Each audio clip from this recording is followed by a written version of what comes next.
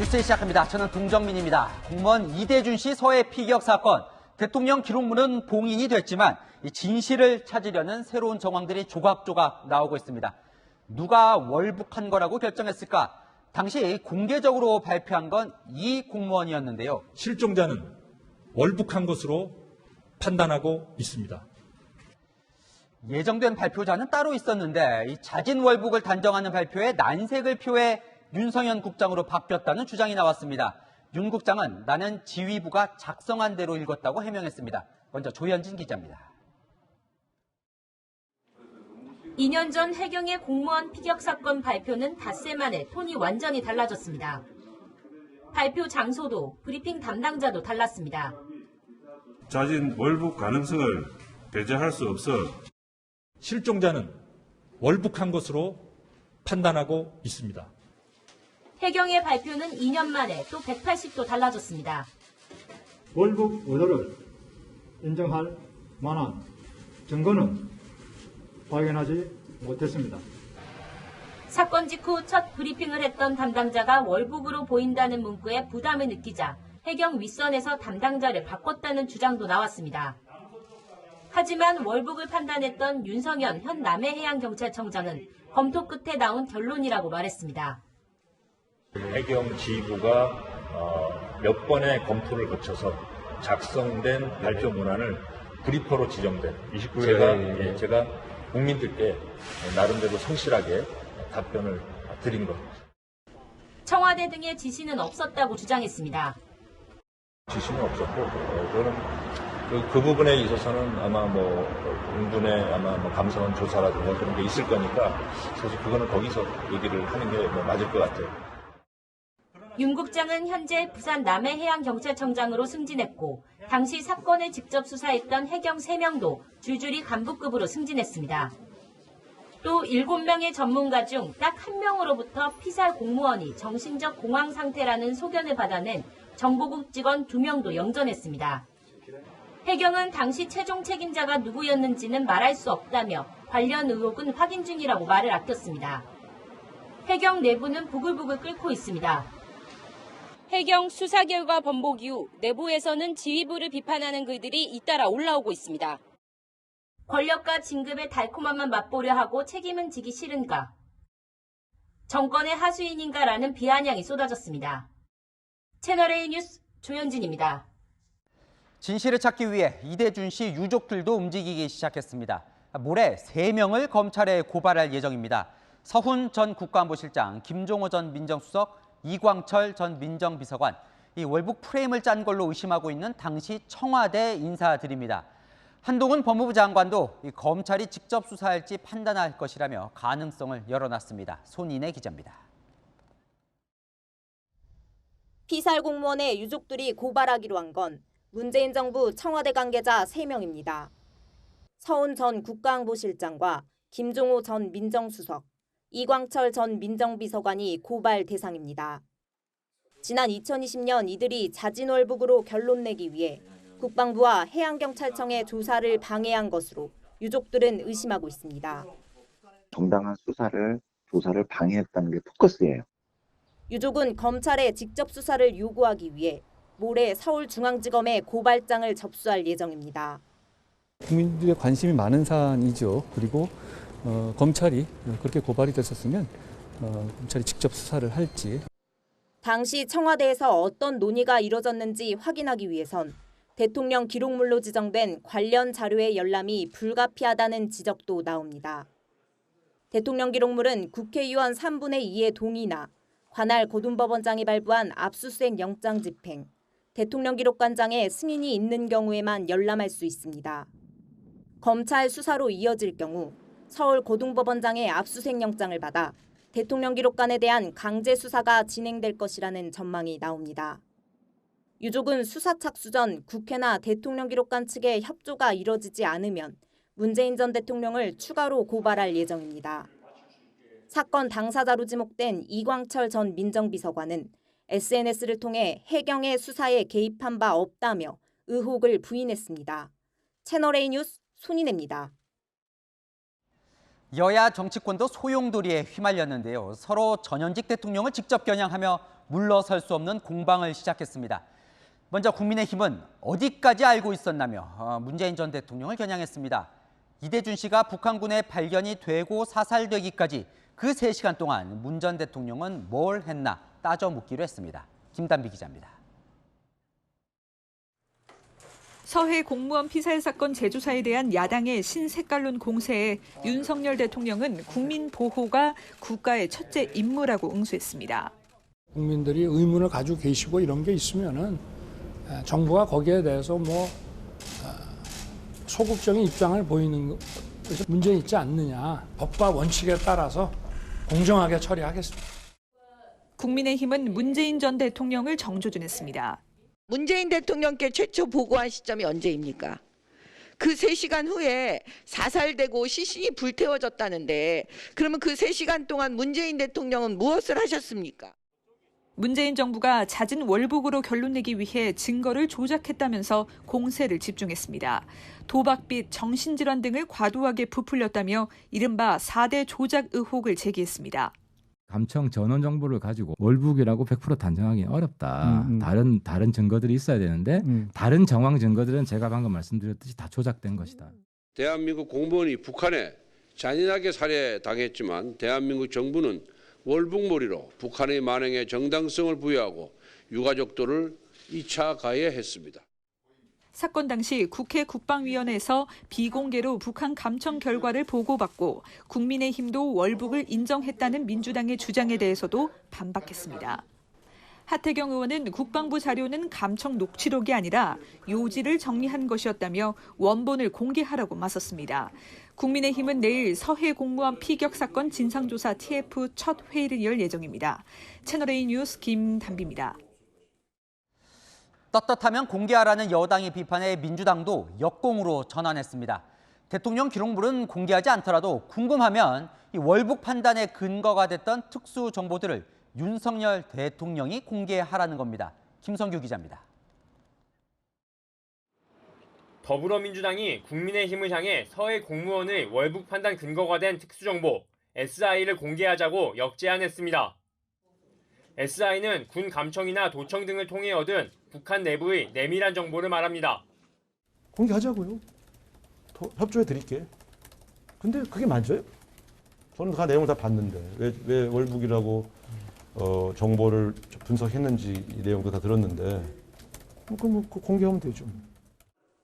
어제까지만 해도 우리 군과 미군의 정보 자산이 노출될 수 있다며 정보 공개에 부정적이었지만 대통령 기록물을 공개하자는 국민의힘의 공세가 계속되자 입장을 바꿔 역공에 나선 겁니다. 민주당 전반기 국회 국방의원들도 기자회견을 열어 국민의힘이 원한다면 비공개 국방위 속기록을 공개하는 데 협조하겠다고 밝혔습니다. 그것도 부족하면 윤석열 정부 책임하에 SI를 공개하라며 공을 넘겼습니다. 이것으로도 의문이 풀리지 않는다면 윤석열 정부의 판단 아래 미국 측의 협조를 받아 당시 SR 정보를 공개하면 됩니다. 그러면서 민감한 정보 출처가 관련돼 있는 만큼 대한민국 안보에 해악이 뒤따른다고 경고했습니다. 문재인 청와대에서 국정기획상황실장을 지낸 민주당 윤건영 의원은 여권의 공세를 두고 2012년 NLL 대화록 사건이 연상된다며 일종의 신북풍이라고 비판했습니다. 그런 가운데 서른 의원이 서해 공무원 피격 사건을 두고 아무것도 아니다라고 했다가 황급히 해당 발언을 주워 담았지만 발언의 적절성을 두고 논란이 일었습니다. 채널A 뉴스 김성규입니다. 월북인지 아닌지가 뭐가 중요한가라는 민주당 우상호 비대위원장의 발언에 이대준 씨 아들이 반박 편지를 보냈습니다. 월북이라는 두 글자로 저와 어머니는 극단적인 선택까지 생각했다며 그 단어의 무게를 안다면 정황만으로 한 가족을 묻어버려서는 안 되는 것 아니냐고요. 유족들은 이대준 씨가 남겨둔 잠수복 사진도 공개했습니다. 월북할 거라면 추위를 견딜 수 있는 이 잠수복은 왜 남겨뒀겠냐고 물었습니다. 박수희 기자입니다. 편지지 2장에 빼곡히 적힌 글씨들. 서해 피격 공무원 고 이대준 씨의 아들이 쓴 편지입니다. 수신인은 최근 신색깔론을 주장한 우상호 더불어민주당 비대위원장입니다. 그분이 월북 의사가 있었는지 없었는지가 뭐가 중요합니까? 편지 속 이대준 씨의 아들은 월북 의사가 뭐가 중요하냐면서 왜 2년 전에는 월북이라 주장하며 사건을 무마시키려 했는지 반문합니다. 북한의 최고 지도자가 인정한 사례인데 그럼 오히려 그건 북한 눈치를 본 게 아니라 북한을 굴복시킨 거잖아요. 북한을 굴복시켰다는 발언에 이 씨의 가족에게 사과한 적도 용서한 적도 없다며 우 위원장이 무슨 자격으로 사과를 운운하냐며 꼬집습니다. 월북이 아니라는 증거를 내놓으라는 우 위원장의 주장에 대해선 월북 증거 제시가 먼저라고 말합니다. 북한이 뭐 도발하거나 이런 내용 나오면은 되게 화도 내시고 좀 그랬었는데 도저히 이해가 안 되죠. 이 씨의 아들은 편지를 통해 국민의 마음을 헤아려야 할 국회의원이 적국에 의해 남편과 아버지를 잃은 한 가정의 아픔을 공감 못하고 무책임한 발언을 쏟아낸다고 지적했습니다. 또 월북이라는 단어를 입에 올리면서 또 2차 가해, 3차 가해를 서슴지 않고 있는데 아이는 또다시 또 상처를 받고 있고 힘들어지고 있는 것 같아요. 채널A 뉴스 박수희입니다.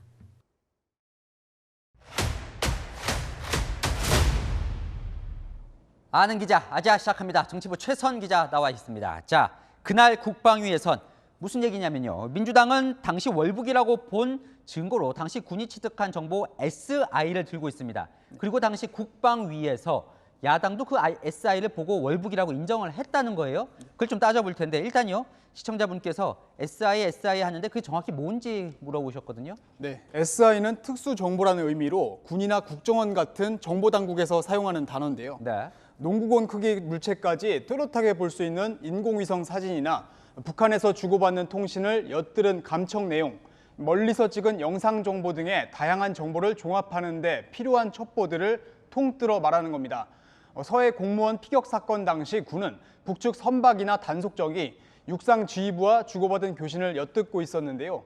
이 씨를 밧줄로 묶고 2시간 끌고 다녔다거나 해군 상부에 사격 지시가 있었다는 점, 무언가를 태우는 불빛 등 다양한 SI 정보가 사건 당시 외부로 알려지기도 했습니다. 자, 이제 그 내용이 이제 궁금한데요. 자, 일단 민주당은요, 국민의힘에게도 국방위에서 그 SI를 보여줬다고 얘기하고 있고, 국민의힘은 안 봤다고 얘기를 하고 있습니다. 뭐가 맞는 겁니까? 네, 저희 취재에 따르면 당시 여야 국방위원들이 국방위 비공개 회의에서 군이 추린 SI 정보를 본 것으로 나타났습니다. 민주당은 SI를 가공한 내용을 바탕으로 분석 내용을 보고받았다 주장하는 것이고 국민의힘은 SI 원본은 못 봤고 국방부가 작성한 보고서는 봤다 이렇게 얘기를 하고 있는 겁니다. 그러니까 원본은 못 보고 간추린 것만 봤다 이 내용인데 민주당은 어쨌든 그걸 보고 나서 당시 국민의힘의 국방위 간사가 월북이네라고 말을 했다는 거예요? 그건 맞습니까? 국민의힘과 한기호 의원 측에서 발언 사실을 부인하고 있는 만큼 맞다 틀리다 분간하기는 어려울 것 같습니다. 군과 해경이 당시 월북의 증거로 꼽은 게 4가지 있었죠. 거액의 도박빚, 구명조끼 착용, 실종 당시의 조류, 북한군 감청에서 파악된 월북 의사 진술 등입니다. 한기호 의원이 국방위 회의 때 월북이네라고 말했다는 건 민주당 측의 주장인데요. 한 의원은 당시 국방위 현안 보고 이후 취재진을 만나 월북이라고 판단할 수 있는 정황이 너무 선명해 보이기 때문에 국방부가 그렇게 정황 판단을 한 것이라고 설명한 바 있습니다. 이 대목만 보면 자신의 주관이 아닌 국방부의 판단을 전달한 건데요.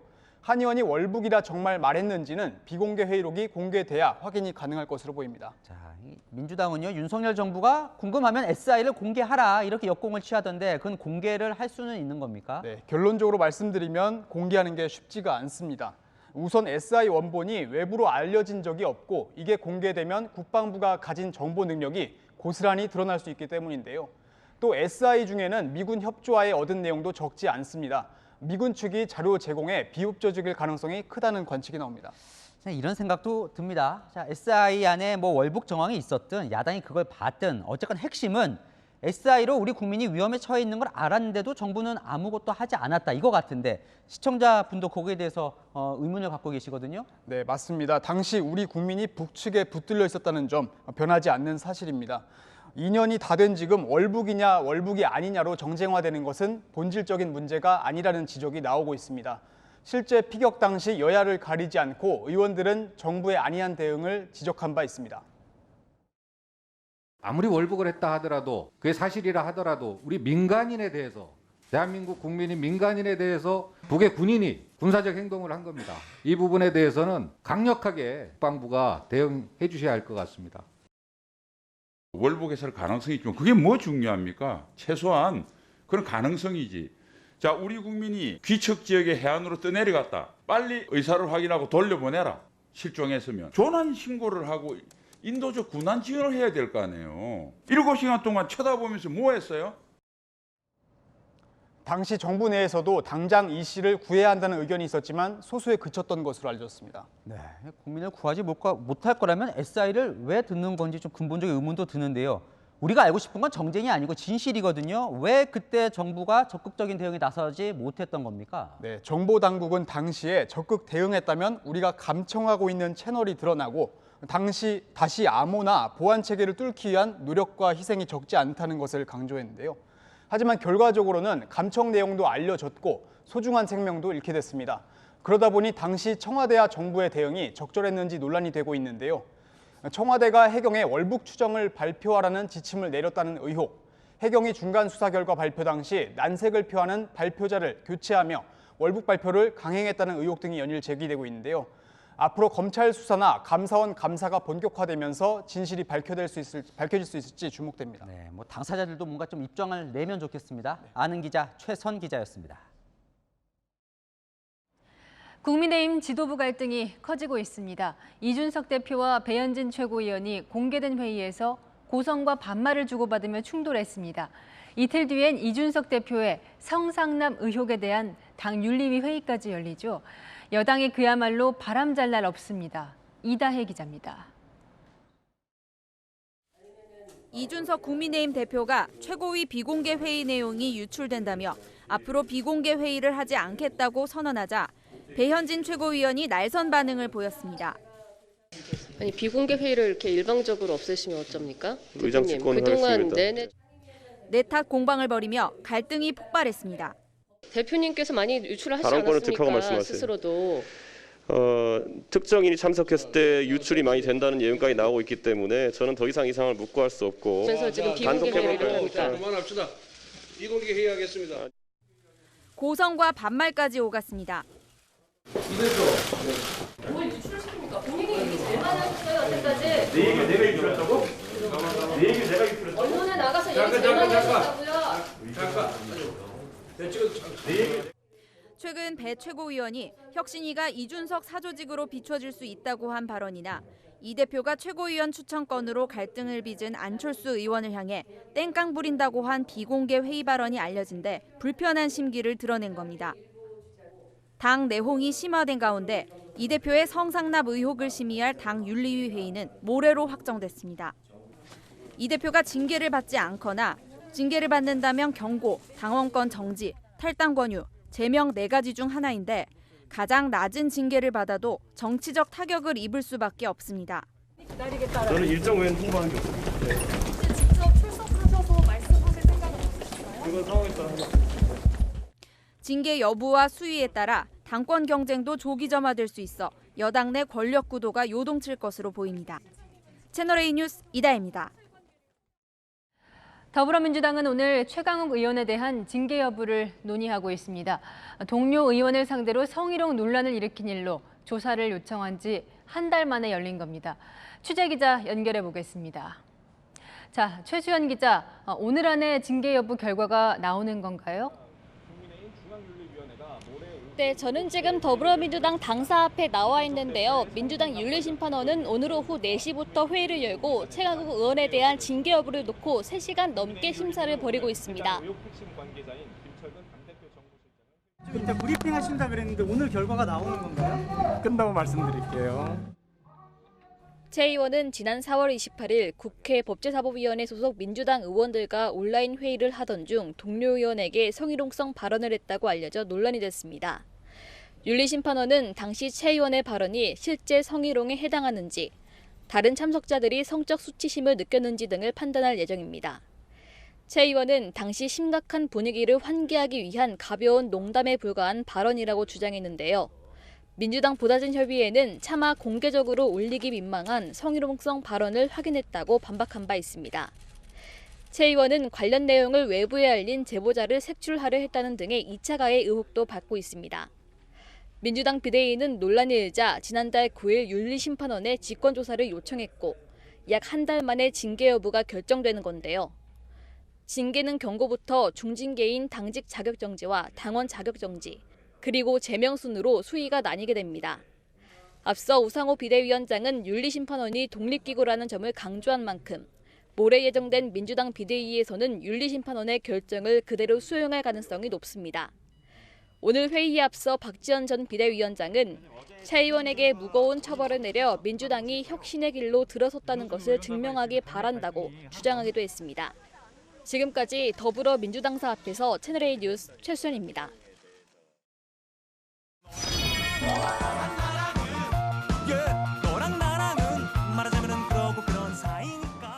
네, 여랑야랑 김민지 기자의 휴가로 오늘은 정치부 전혜정 기자와 함께합니다. 첫 번째 주제 보겠습니다. 자, 핫플이라면 핫플레이스를 뜻하는 거죠? 문재인 전 대통령이 보이네요. 네, 문재인 전 대통령 사저가 있는 양산이 이 민주당 의원들 사이에서 핫플레이스가 됐습니다. 그러니까 요즘 뭐 매일 사람들이 드나드는 것 같아요. 네, 맞습니다. 이 의원들 SNS에도 잇따라 방문 후기가 올라오고 있는데요. 이 어제는 청와대 참모 출신인 고민정 의원을 비롯해 한병도, 김영배 의원 등 그리고 장관을 지냈던 전해철 의원도 찾아와 농사일을 거들었습니다. 네, 이야기만 나누는 게 아니라 보니까요, 뭐 블루베리도 같이 따나 봐요. 네, 후기를 보면 주로 사저 소음 피해 이야기가 많습니다. 이 고민정 의원은 소음 피해로 텃밭 블루베리 알도 작았다고 했고요. 이 박상혁 의원도 소음 피해가 심각했지만 이 문재인 전 대통령은 잘 계신다면서 흰 수염이 마치 007 배우인 쇼 코너리 같다고 썼습니다. 근데 박상혁 의원이라면 이 청와대 근무 시절에 산업부에 블랙리스트 자료를 제공했다는 의혹으로 조사를 앞두고 있잖아요. 혹시나 뭐 문 전 대통령과 그런 이야기도 나눴을까요? 제가 전날 방문한 의원에게 물어봤는데요. 네. 이 예민한 정치권 이슈는 나오지 않았다고 합니다. 이 문재인 전 대통령은 퇴임 후 현실 정치와 거리를 두고 싶다는 뜻을 계속 밝혀왔습니다. 대통령 이후에 무슨 현실 정치하고 계속 무슨 연관을 가진다든지 그런 거 일치하고 싶지 않습니다. 그런데 뭐 문 전 대통령도 SNS를 계속 올리고는 있던데요. 네, 계속 올리긴 하지만요. 이 정치적인 이야기는 아니고요. 이 반려동물이나 농사 관련 일상생활을 공유하고 있습니다. 하지만 문재인 정권에 대한 여당의 압박은 거세지고 있고 이 민주당에선 전당대회도 다가오고 있죠. 이 친문 인사들의 이런 양산 방문에는 새 결집의 속내도 있다는 분석이 있습니다. 네. 근데 아참 이 박근혜 전 대통령 사저에는 혹시 뭐 찾아오는 사람은 없습니까?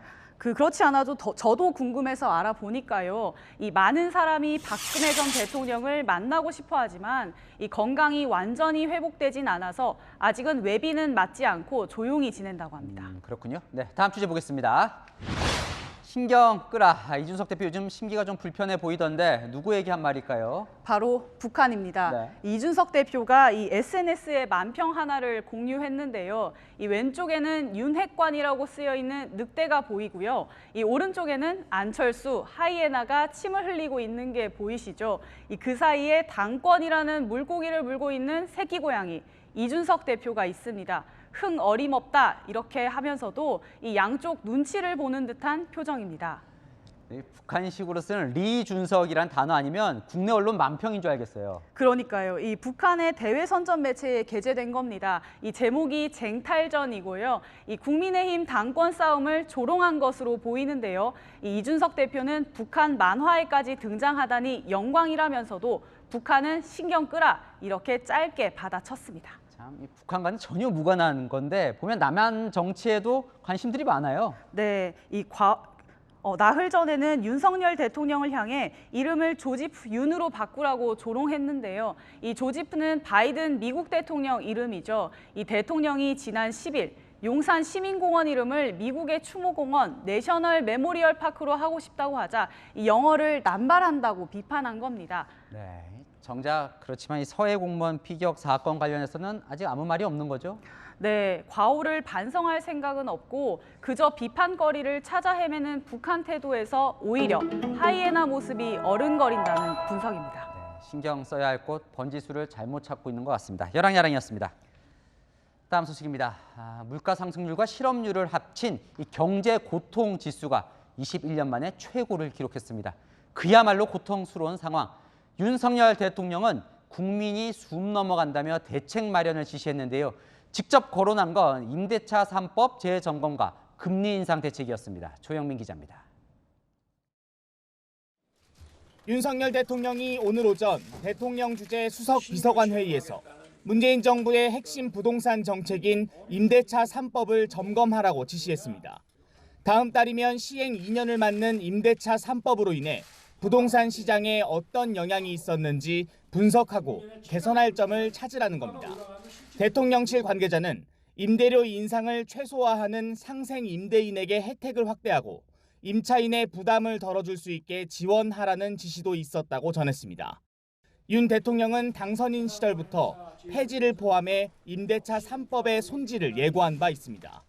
임대차 3법 폐지부터 대상을 축소할 것까지 다양한 의견이 제시가 돼 있는 상태입니다.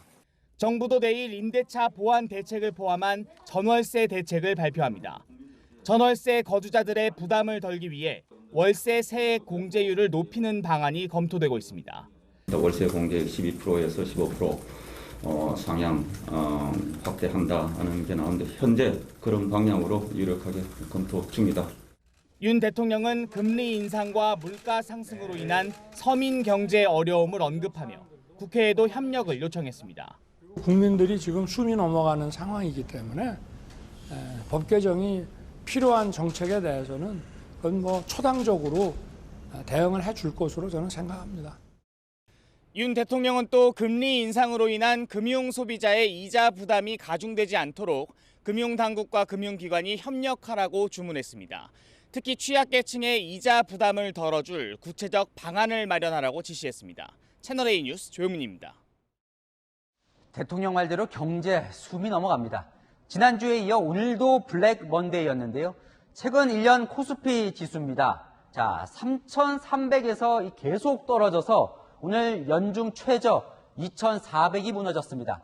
환율이 급등하면서 외국인 자금이 빠져나가는 셀 코리아 현상마저 나타납니다. 안건우 기자입니다. 연중 최저점을 갈아치운 코스피. 어제보다 2% 넘게 급락한 2,391로 마감했습니다. 종가가 2,400선을 밑돈 건 1년 7개월 만입니다. 코스닥도 마찬가지. 개인과 기관이 지수를 방어했지만 외국인의 매도 폭탄을 막기엔 역부족이었습니다. 양시장의 하락은 벌써 1년째입니다. 코스피는 지난해 7월, 코스닥은 지난해 8월 최고점에서 27% 넘게 하락했습니다. 개인 투자자에겐 한두 달 새 바닥을 찍은 코로나19 때보다 바닥을 모르는 긴 하락이 더 고통스럽습니다. 지금이 더 힘들죠. 분위기가 너무 좀 싸한 거예요. 반등을 뭔가 할 것 같은 생각이 좀 있었는데 다시 또 이게 내리 꽂으니까 이게 바닥이 저도 어딘지를 모르겠어요. 연이은 폭락으로 증권사에 빌린 돈을 갚지 못해 강제 처분되는 반대 매매 규모가 하루 300억 원을 넘었습니다. 이 영향으로 최근 열흘 새 신용잔고는 1조 원 넘게 줄었습니다. 환율도 도와주지 않습니다. 장중엔 원달러 환율이 13년 만에 최고치인 1295원 선까지 오르며 연고점을 돌파했습니다. 외국인의 매도 폭탄이 환율을 밀어올리고 오른 환율이 다시 매도를 부르는 악순환이 겹친 겁니다. 우리 증시가 오늘 얼마나 하락했는지 주요 국가별 시황을 정렬을 해봤는데요. 일본이나 중국은 물론이고요. 다른 아시아 국가들보다도 하락폭이 컸습니다. 시장에선 큰손인 외국인의 이탈이 앞으로도 계속될 거란 암울한 전망이 나옵니다. 유동성 축소, 그다음에 경기 침체에 대한 우려, 외국인 투자자들이 한국 주식 시장으로 가지고 올 수 있는 자금 여력이 거의 없다는 것을 의미하는 것이고요. 다음 달에도 미국 연준이 기준금리를 큰 폭으로 올리는 자이언트 스텝을 선택할 가능성이 높아지면서 우리 증시의 요동은 한동안 계속될 것으로 보입니다. 채널A 뉴스 안건우입니다. 한국전력공사는 올해 1분기 영업 손실만 8조 원이라면서 이 전기요금을 올려야 한다고 얘기해 왔는데요. 이 경제부총리는 지난 5년간 대체 뭘 했냐며 국민에게 떠넘기지 말고 자구책부터 마련하라고 한전을 질타했습니다. 경영이 낙제 수준이라며 간부들 성과급을 반납하라고 권고했습니다. 이민준 기자입니다. 정부는 공공기관 경영평가 결과를 발표하면서 단기 손순실이 발생한 한국전력공사 등 공기업에 대해 칼을 뽑아들었습니다. 한국전력공사 및 9개 자회사의 직원들의 성과급은 인정하되 기관장, 감사, 상임이사의 성과급 자율 반납 공고를 공훈위에서 심의 의결하였습니다. 한전은 올해 1분기에만 사상 최고치인 7조 8천억 원의 적자를 냈습니다. 올해 적자가 20조 원을 넘을 수도 있다는 우려에 3분기 연료비 조정 단가를 킬로와트 시당 3원 올려달라고 요청한 상황. 하지만 내일로 예정됐던 전기요금 인상 결정은 연기됐고 정부는 한전을 향해 자구책부터 마련하라는 질타를 쏟아냈습니다. 왜 그렇게 됐죠? 왜? 한전이 수익이 있었던 때는 없었나요? 한전 스스로 왜 지난 5년간 한전이 이 모양이 됐는지에 관한 자성도 필요하다. 이에 한전은 경영진 7명은 성과급 전부를, 1급 이상 간부는 성과급 절반을 반납하겠다고 밝혔습니다. 성과급 반납 대상자는 360명이 넘습니다. 이번 공공기관 경영평가에서 최하 등급인 2를 받은 기관은 한국철도공사, 해양교통안전공단 등 3곳. 임기가 6개월 넘게 남은 해양교통안전공단 기관장에 대해선 해임 건의가 결정됐습니다. 채널A 뉴스 이민준입니다. 장애인 단체가 출근길 지하철 시위를 다시 시작했습니다. 이번엔 사다리를 목에 건 채 전동차 운행을 중단시켰는데요. 지하철 운행이 40분가량 지연되며 시민들의 항의가 이어졌습니다. 서주희 기자가 보도합니다. 휠체어를 탄 장애인이 전동차 출입문에 멈춰서고 사다리에 머리를 넣고는 양쪽 끝으로 출입문을 막습니다. 다른 출입문에서도 동시에 사다리 시위가 진행됐고 전동차가 오도 가도 못하는 상황이 이어집니다. 일반인들이 자유로이 다닐 수 있는 곳에서 비신고 집회를 개최하고 있습니다. 여러분들의 불법 행위에 대해서 전동차가 15분 이상 움직이지 못하자 경찰이 강제 제거에 나서고 장애인 단체 회원들과 충돌이 이어집니다. 빠지세요. 장애인 단체가 지난 13일 이후 일주일 만에 지하철 시위를 재개했습니다. 이들은 기획재정부에 장애인 권리 예산 책정을 위한 실무 협의를 요구하고 있습니다. 2023년도에 반드시 이동과 교육과 시설 권리 예산이 반영되어야 됩니다. 삼각지역에 이어 사당역과 회원역에서도 같은 방식으로 전동차를 멈춰 세우면서 지하철 4호선의 출근길 운행이 40분 넘게 지연됐습니다. 곳곳에서 시민들의 불만도 터져나왔습니다.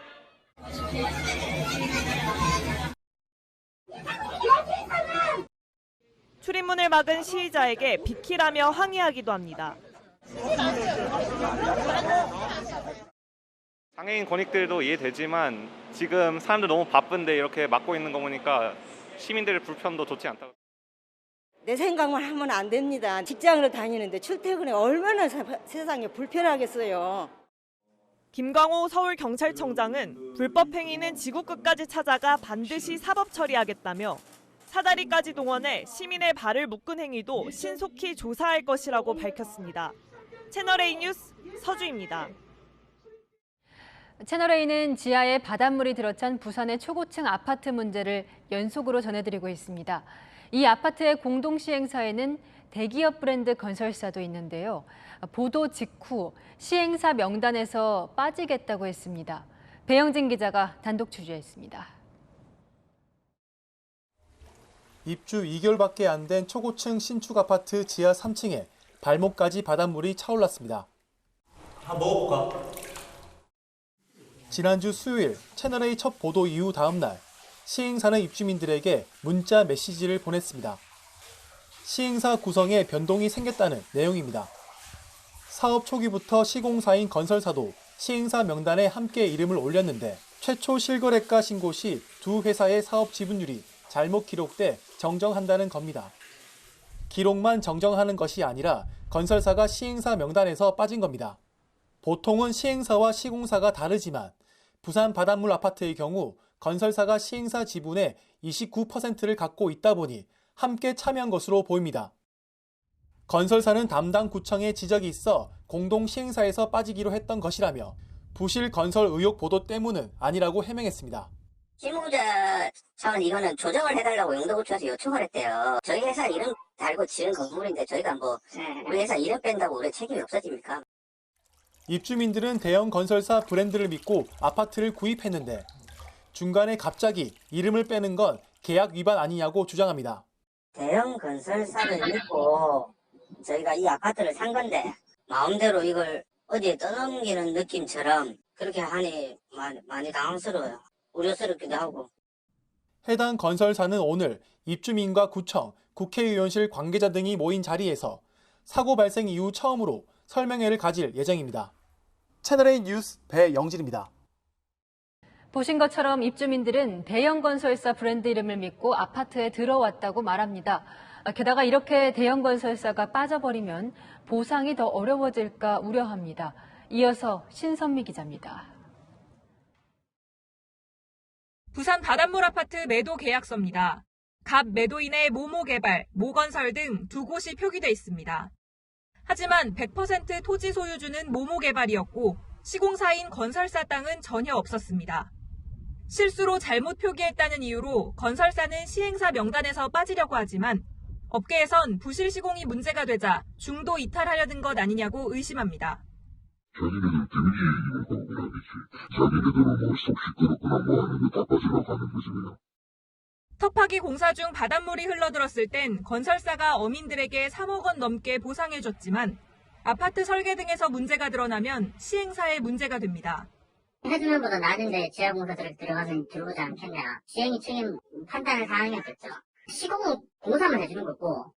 바닷물 아파트 시행사는 지난해 당기 순손실만 120억 원에 이릅니다. 자칫 큰 보상금이 필요할 수도 있는 상황에서 시행사 경영이 어려워질 경우 계약자들만 피해를 볼 우려도 있습니다. 듣도 보도 못한 시행사에서 그걸 책임진다고 그러는데 너무 불안하기도 합니다. 그리고 왜 계약서가 그런 식으로 변경이 돼야 되는지도 이해가 안 가고. 법조계는 소송까지 가는 경우 시행사는 포괄적인 책임을 지지만 시공사는 재하청에 책임을 떠넘길 수 있는 구조라고 말합니다. 판례상으로도 설계 도면에 따른 시공이 이루어졌다는 점 등 기타 사정을 입증하는 경우에 시공사는 시행사에 비해 제한적 보충적 책임을 집니다. 건설사 측은 터파기 공사 중 흙탕물이 나온 건 공동시공사인 모 토건회사 때문에 생긴 일이라고 밝혔고 시행사에서 빠진 건 등기소 요청이 있었다고 해명했습니다. 채널A 뉴스 신선미입니다. 네.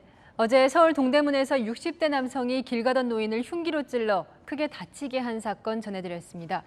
남성은 경찰에서 피해자와 아는 사이이고 싸웠다고 진술했는데 알고 보니 모르는 사람에게 묻지마 범행을 저지르는 것이었습니다. 전민영 기자가 취재했습니다. 80대 노인이 길거리에서 60대 남성이 휘두른 흉기에 찔린 건 어제 오전 10시 15분쯤. 자전거를 타고 2.5km를 달아났다 경찰에 붙잡힌 60대 남성은 피해자와 아는 사이고 다툼이 있어 범행했다고 진술했습니다. 하지만 채널A 취재 결과 두 사람은 지인 관계가 아니었던 걸로 확인됐습니다. 남성이 경찰 조사에서 말한 지인과 피해자는 다른 사람이었던 겁니다. 피해자 가족도 남성을 알지 못한다고 진술했습니다. 경찰은 묻지마 범죄 가능성에 무게를 두고 수사하고 있습니다. 피해자는 인근 주민으로 일요일을 맞아 성당에 가는 길에 흉기 피습을 당했습니다. 평일에는 다른 곳에 산다는 게 주민들의 설명입니다. 주민들은 일요일 대낮 길거리에서 벌어진 묻지마 범죄에 불안해합니다. 불안하죠. 누가 언제 어떻게 될지. 앞에서 그런 걸 보니까. 여기는 집들도 허름해가지고 그냥 이렇게 지나가는 방이에요. 누가 쳐들어오지도 무서운데 여기 안 와있지. 남성은 동대문 일대를 떠도는 노숙인으로 정신질환을 앓는 것으로 알려졌습니다. 경찰은 피해자를 다른 사람과 착각하고 범행을 저질렀는지도 함께 조사하고 있습니다. 또 살인미수 혐의를 적용해 구속영장을 신청했습니다. 채널A 뉴스 전민영입니다. 와인병도 소주나 맥주병처럼 재활용 쓰레기로 분리수거하시죠? 그런데 재활용 업체에 가도 다시 쓰이지 못하고 땅에 묻히는 병이 많습니다. 자연 분해되는데 100만 년이 걸린다는데요. 와인병은 왜 재활용이 안 되는지 현장 카메라 정다은 기자가 취재했습니다. 아파트 분리수거장에 모아놓은 와인병입니다. 보시면 이렇게 분리배출하라고 적혀 있는데요. 그런데 분리배출된 와인병 실제로 어떻게 재활용되는지 현장에서 확인해 보겠습니다. 와인병은 다른 유리병과 함께 선별업체로 옮겨집니다. 컨베이어 벨트에 올려진 형형색색의 공병들. 작업자들이 일사불란하게 공병을 고르기 시작합니다. 파손이 없는 소주병과 맥주병은 그대로 세척 후 다시 사용하기 때문에 먼저 골라집니다. 나머지 공병들은 색깔별로 분류됩니다. 컨베이어 벨트에 끝까지 남는 건 와인병들. 이유는 색깔입니다. 우리나라는 백색, 갈색, 녹색만 100% 돼 있는 것만 생산이 가능하기 때문에 색깔을 분명히 구분을 해줘야 돼요. 국내에서 재활용이 가능한 유리 색상은 투명과 녹색, 갈색 세 가지뿐. 흠집이 있는 공병들은 폐쇄된 뒤 가열해 유리병으로 다시 만들어집니다. 와인병은 세 가지 색상에 해당되지 않는 데다 대부분 수입되는 탓에 공병 재활용 수요도 적습니다. 상당수 위스키병과 화장품 용기도 같은 이유로 재활용되지 못합니다. 이 업체에 들어오는 공병은 하루 평균 50톤. 와인병처럼 색깔 때문에 재활용이 어려운 병은 20%에 이릅니다. 작년에 와인병이라든지 이중색이 소비가 되질 않아가지고 어마어마하게 우리가 쌓아놓고 있던 과정을 좀 거쳤습니다. 이런 병들이 그나마 활용되는 분야가 건축자재입니다. 잘게 파쇄해 유리섬유 단열재로 사용하거나 아스팔트용으로 재가공하는 겁니다. 단열재는 색상이 필요가 없어요. 재활용을 다 하고 못하는 유리를 받아서 단열재 공장으로 보내는 일을 만들 수 있으니까 재활용을 할 수 있다는 거죠. 하지만 이렇게 유통 경로를 찾지 못하는 와인병은 대부분 폐기되거나 매립되는 걸로 추정됩니다. 재활용처가 제한된 상황에서 와인 소비량은 꾸준히 늘고 있는 상황. 정부는 와인 수입사에 재활용 분담금을 부과하고 있습니다. 환경 부담금은 저렴해요. 맥주나 소주는 수거를 한다는 거는 들었는데 와인은 그렇지 않습니다. 하지만 이런 분담금도 재활용 체계를 개선하는 데 쓰이기보단 벌금으로 인식된다는 지적이 나옵니다. 확실하게 재활용이 될 수 있도록 생산자와 수입업자들에게 책임을 부과를 해야 되는데 부과를 하고 있지 않다라는 거죠. 유리병이 재활용되지 못하고 매립될 경우 자연 분해되기까지 걸리는 시간은 약 100만 년.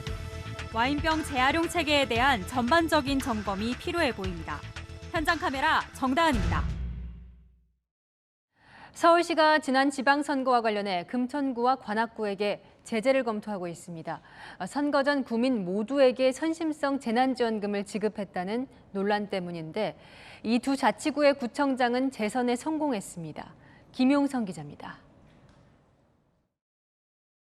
서울 관악구가 지방선거 한 달 전부터 재난지원금 신청을 받고 있습니다. 관악구에 주민등록이 있으면 누구나 신청 7일 뒤 1인당 5만 원을 받습니다. 여기에 쓰이는 예산은 240억 원. 급할 때 쓰는 예비비와 작년에 남은 예산으로 충당했습니다. 네, 코로나19 장기화로 사회 경제적 위기 상황에서 재정 여건 등을 다각적으로 검토해서 결정한 사항입니다. 금천구는 이보다 앞선 4월 말부터 5월까지 신청을 받아 전 구민 1인당 5만 원씩 지급했습니다. 추경 재원으로는 543억을 편성을 했는데 이 543억 중에 저희가 120억은 재난지원금으로 지금 지급이 된 거예요. 문제는 두 곳의 재정 자립도가 서울의 다른 구에 비해 낮다는 겁니다. 관악구의 재정 자립도는 19.6%로 전체 서울 25개 구 중 20번째로 재정 자립도 25.1%인 금천구는 14번째로 낮습니다.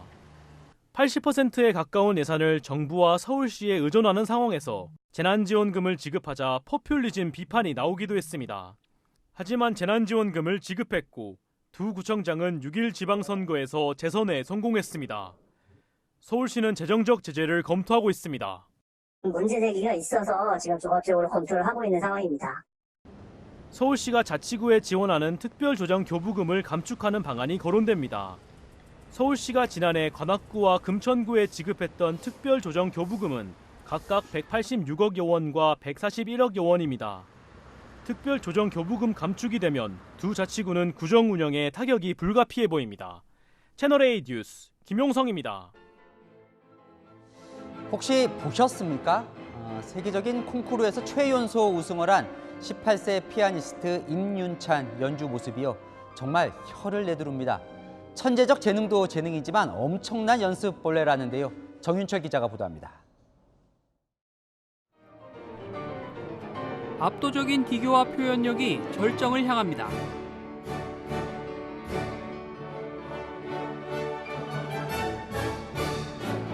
혼신을 다한 연주가 끝나자 기립박수가 나옵니다. 지휘자는 감격한 듯 눈물을 훔칩니다.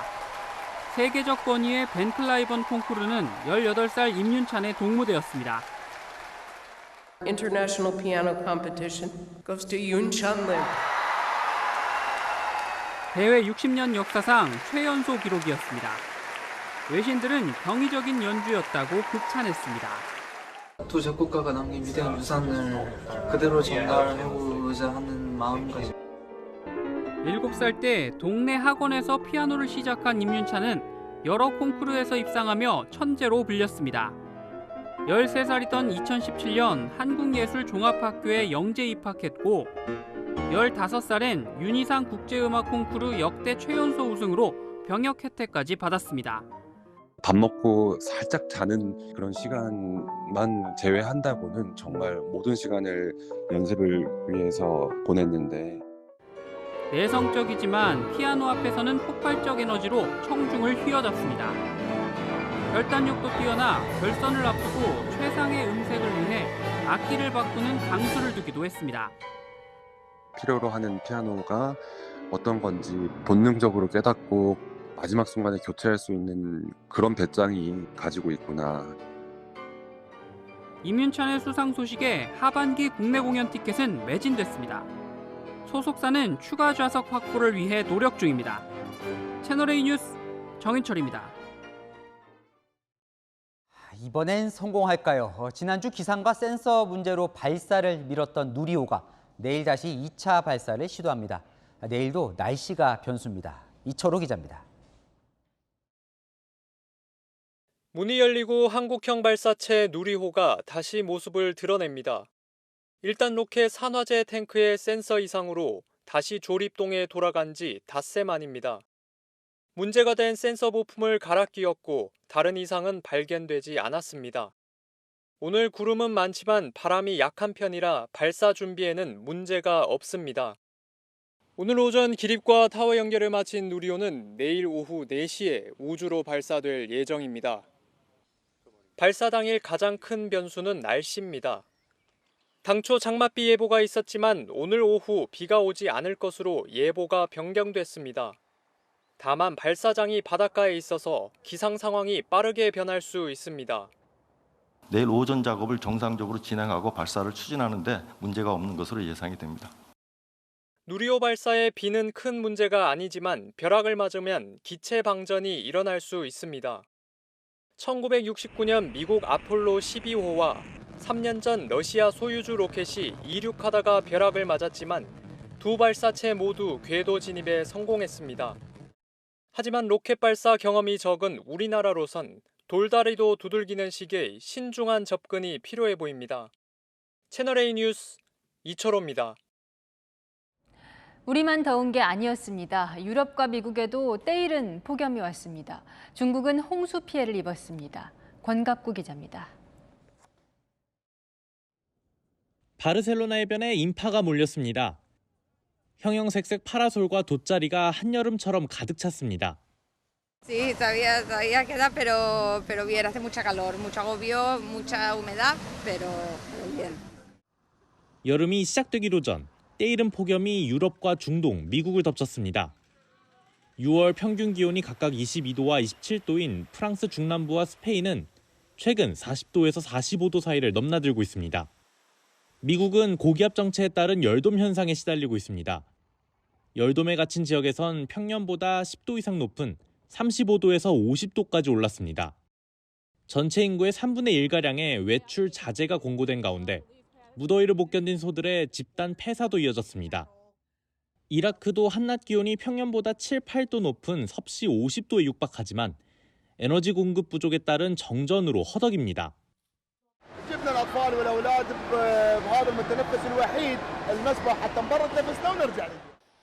반면 중국 광둥성 등 남부 지역에서는 기록적인 폭우로 홍수와 산사태가 줄이었습니다.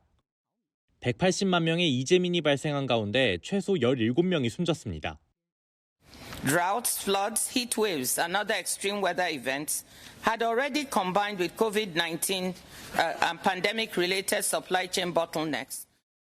코로나19와 우크라이나 전쟁에 의한 에너지 공급 차질, 화석연료 발전 증가 등이 기상이변의 배후로 지목됩니다.